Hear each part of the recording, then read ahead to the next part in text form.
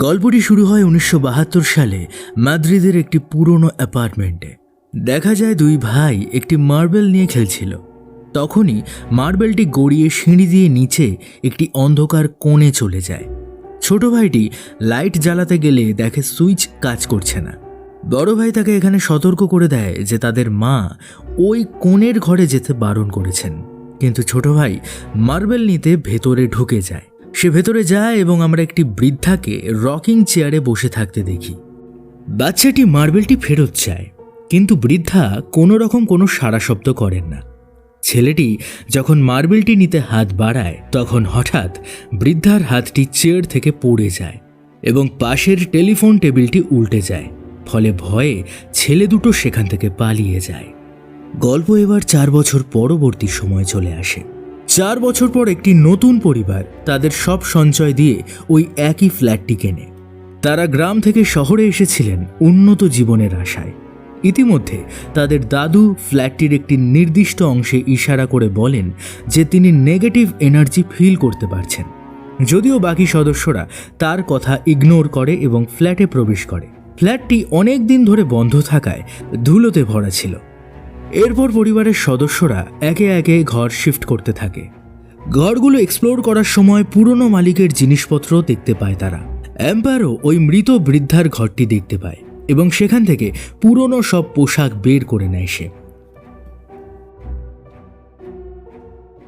এদের মধ্যে সব থেকে লাভবান হয়তো পেপে হয়েছিল, কারণ তার জানলার ঠিক অপর দিকে একটি সুন্দরী মেয়েকে সে দেখতে পেয়েছিল। অ্যাম্পারও যখন তার ছোট ভাইকে স্নান করিয়ে ড্রেস পরাতে যায় তখন সে খেয়াল করে দাদু হঠাৎ উধাও হয়ে গেছে। অ্যাম্পারও বাথরুমে গিয়ে দেখে তার দাদু হাতে একটি কাপড় ধরে বসে আছেন। হঠাৎ রাফায়েল যে রুমে ছিল তার দরজা বন্ধ হয়ে যায় এবং অ্যাম্পারও এখানে ভয় পেয়ে যায়। অ্যাম্পারও দরজার নিচ থেকে দেখতে পায় রাফায়েল মাটিতে গুটিসুটি মেরে বসে আছে। অ্যাম্পারও তাকে বারবার দরজা খুলতে বললেও সে নিরুত্তর থাকে। হঠাৎ সেখানে একটা অদ্ভুত দর্শন পা দেখতে পাওয়া যায়। ভয় পেয়ে অ্যাম্পারও তার বাবা মাকে ডাকতে থাকে। এরপর তারা সবাই মিলে দরজাটা খোলে এবং দেখা যায় রাফায়েল জানালার বাইরের দিকে পা ঝুলিয়ে অদ্ভুতভাবে বসে আছে। মানোলো ধীরে ধীরে এগিয়ে যায় এবং এক ঝটকায় সেখান থেকে রাফায়েলকে সরিয়ে নেয়। মা বাবা এখানে অ্যাম্পারোকেই দোষারোপ করতে থাকে, কারণ তার খামখেয়ালি মনোভাবের জন্য একটা বড় দুর্ঘটনা ঘটে যেতে পারত। ওয়েল সিন শিফট হয় আর আমাদের এই পরিবারের ডেইলি লাইফ রুটিন দেখানো হয়, যেখানে মানোলো একজন মেকানিক এবং ক্যান্ডেলা সেলস ওম্যান হিসেবে চাকরি করত। অ্যাম্পারও বাড়িতে ছোট ভাইয়ের দেখাশোনা করতে থাকে এবং তার সাথে এয়ার হোস্টেজ হবার প্রিপারেশনও নিতে থাকে। এইসবের মধ্যে অ্যাম্পারও একটি শব্দ শুনতে পায়। কিচেন সাইডে গেলে সে দেখতে পায় রাফায়েল ড্রয়িং করতে করতে আপন মনে কথা বলে চলেছে। অন্যদিকে ঠিক তখনই দাদুকে দেখা যায় অ্যাম্পারোর পেছন দিকে হেঁটে যেতে। অ্যাম্পারও এটা অনুভব করে এবং দাদুর পেছনে যায়। এই সময় রাফায়েল কিচেনে একা হয়ে পড়ে এবং তার সামনে রুমের বাইরে একটি মার্বেল এসে থেমে যায়। রাফায়েল মার্বেলটির পেছনে যেতে যেতে মুভির শুরুর সেই বৃদ্ধার ঘরটিতে পৌঁছে যায়। রুমের টিভি এখানে হঠাৎ চালু হয়ে যায় এবং একটি কার্টুন প্রোগ্রাম চলতে থাকে। কার্টুন প্রোগ্রামটি এরপর চেঞ্জ হয়ে যায় এবং অন্য একটি কার্টুন প্রোগ্রাম শুরু হয়। সেই কার্টুনের ক্যারেক্টারটি এবার রাফায়েলের সাথে কথা বলতে শুরু করে। রাফায়েল এখানে দারুণ ভয় পেয়ে যায় এবং টিভি বন্ধ করে দেয়। ঘরের রকিং চেয়ারটি হঠাৎ দুলতে শুরু করে এবং টিভির ভেতর থেকে একটা ক্রিপি হাত বেরিয়ে এসে রাফায়েলকে টিভির ভেতর টেনে নেয়। অন্যদিকে বাড়ির নিচে অ্যাম্পারও দাদুকে দেখতে পায় এবং দাদু আবারও একইভাবে বলে যে এই বাড়ি অভিশপ্ত। অ্যাম্পারও দাদুকে নিয়ে রুমে এলে আবিষ্কার করে রাফায়েল কোথাও নেই, সে যেন হাওয়ায় মিলিয়ে গেছে। সাথে সাথে পুলিশকে খবর দেওয়া হয় এবং তারা তদন্ত শুরু করে। অন্যদিকে মানোলো, পেপে এবং ক্যান্ডেলা রাফায়েলকে খুঁজতে বাইরে বেরিয়ে যায়। এসবের মধ্যে ঘরের টেলিফোনে একটি ফোন আসে, যদিও ফোন বহুদিন আগে থেকেই ডেড। অ্যাম্পারও এখানে ফোন রিসিভ করে এবং সে চমকে যায়, কারণ ফোনের অপর প্রান্তে রাফায়েল। সে তাকে বাঁচানোর জন্য অ্যাম্পারোর কাছে বারবার আরতি জানাচ্ছিল। ফোন এখানে কেটে যায় এবং একটি রুম থেকে রাফায়েলের কান্না ভেসে আসে। অ্যাম্পারো সেই রুমের দিকে ছুটে যায়, কিন্তু সে দেখে রুমটি তো বহু বছর খোলাই হয়নি। পরিবারের সকলে মিলে চেষ্টা করে সেই দরজা খুলে ফেলে, কিন্তু ভেতরে কাউকেই দেখা যায় না। অ্যাম্পারো দেখে একটি পর্দার পেছনে রাফায়েল দাঁড়িয়ে আছে, কিন্তু পর্দা সরাতেই একটা কৃপি বৃদ্ধা তার হাত চেপে ধরে। অ্যাম্পারো ভয়ে চিৎকার করে ওঠে। তখন তার পরিবার তাকে সামলে নেয়। এই সিচুয়েশনে সবাই খুবই চিন্তিত হয়ে পড়ে, বিশেষ করে ক্যান্ডেলা, কারণ তার সাথে এই ঘটনার প্যারালালে একটি ঘটনা ঘটে তার কর্মক্ষেত্রে।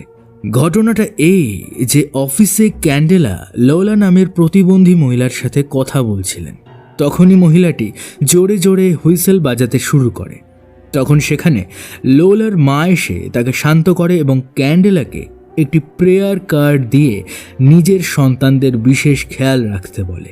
এদিকে অ্যাম্পায়ারও সুজানা বলে একজনের নাম্বার খুঁজে পায় এবং সে ভাবে সুজানা হয়তো ফ্ল্যাটের পুরনো মালকিন হবেন।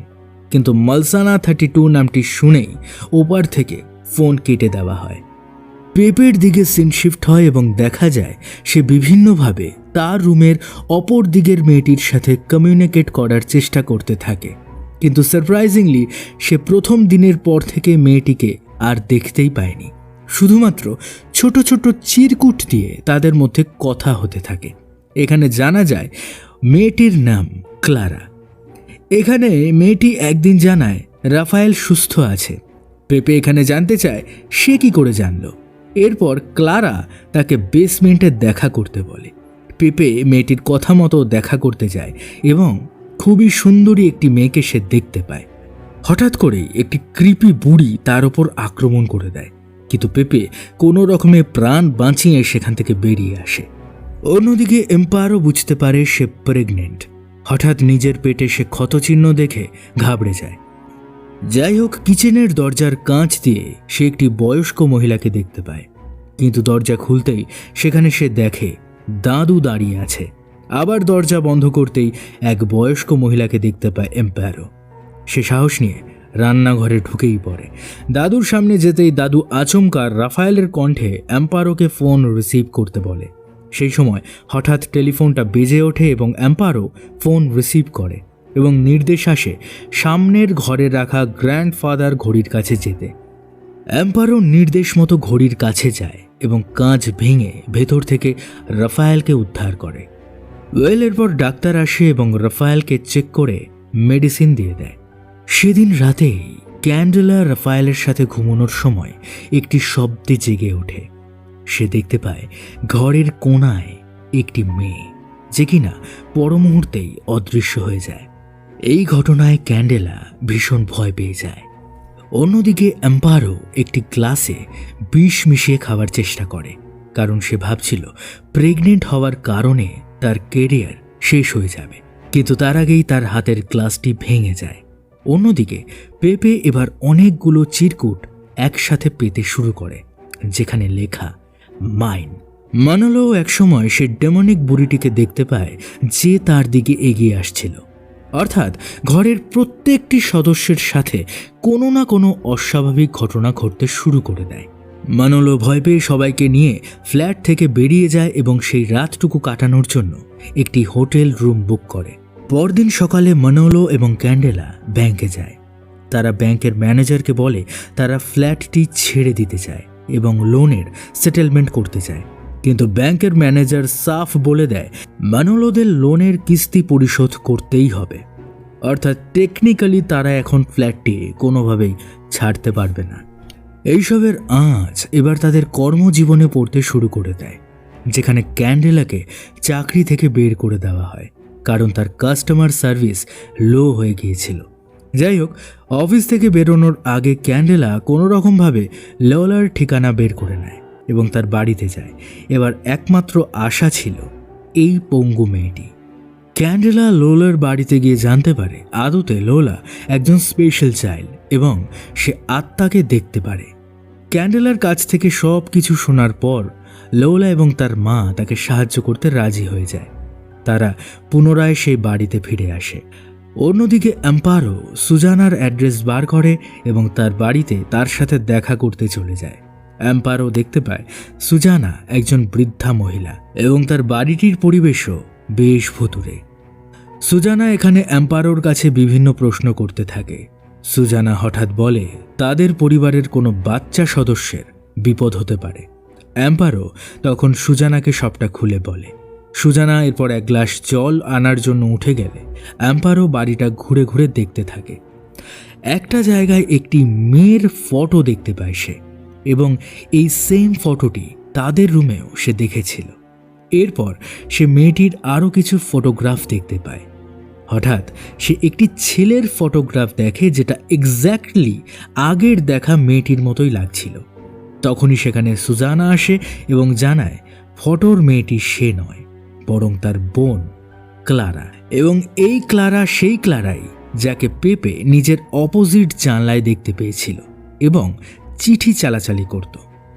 এখানে সুজানা একটা ইন্টারেস্টিং রহস্যের উন্মোচন করে। সে বলে মালাসানা 32-তে আসলে ক্লারার আত্মাই ঘুরে বেড়ায়, কিন্তু সে কোনো মেয়ে নয়, বরং ছেলে। হ্যাঁ, ক্লারা আসলে সুজানার বোন নয়, ভাই, এবং সে ছেলে হয়েই জন্মেছিল। কিন্তু বড় হওয়ার সাথে সাথে সে নিজের ভেতর নারীত্ব অনুভব করে। অন্যদিকে তার পরিবার এই জাতীয় ব্যাপার মেনে নেয় না এবং ক্লারার ওপর অত্যাচার শুরু করে। এমনকি তারা একটি বড় ঘড়ির মধ্যে তাকে বন্ধ করে রাখতে শুরু করে, এবং সেই ঘড়িটাতেই বন্ধ হয়ে গিয়েছিল রাফায়েলও। বেসিক্যালি ক্লারা রাফায়েলকে নিয়ে যেতে চেয়েছিল কারণ সে জীবনদশায় মা হতে চেয়েছিল।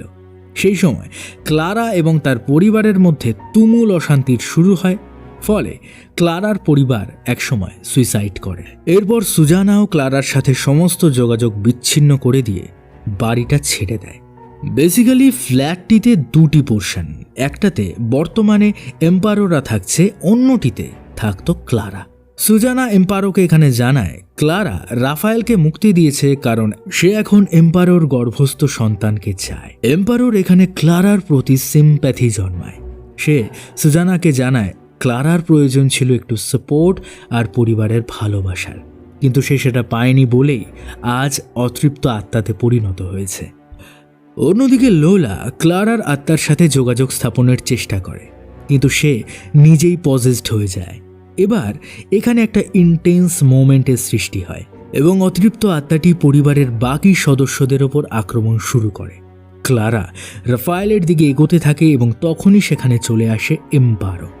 এম্পারো ক্লারার কাছে ক্ষমা চায় এবং তাকে সমবেদনা জানায়। ক্লারা নিজেও এখানে কিছুক্ষণের জন্য দুঃখী হয়ে যায়, কিন্তু তার মধ্যেকার রাগ আউট অফ কন্ট্রোল হয়ে যাওয়ায় সে রাফায়েলকে মারতে উদ্যত হয়।